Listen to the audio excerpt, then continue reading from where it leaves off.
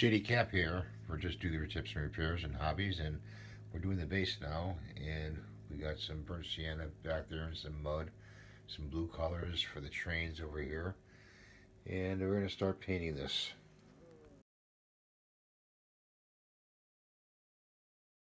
So we painted up the diorama here for Godzilla from Polar Lights, and here's the sign. Show you that. And there's the tank. There's the building, one of the crushed buildings. There's the railroad track and another crushed building, another destroyed building here.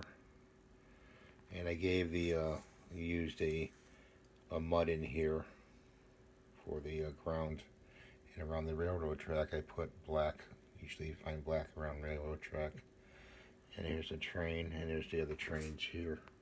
So we're going to put it together, and I'll show you what it looks like all done.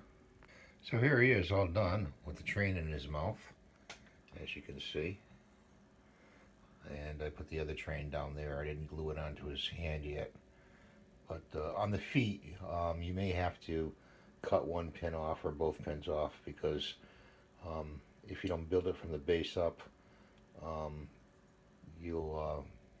the feet will be a little bit not centered for the pins. So you just cut them off, use putty or glue on the feet. And they give you cutouts you can use.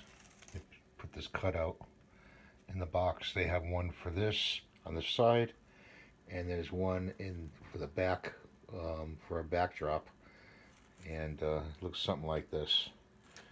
So that's today's video and model, and I hope you enjoyed watching.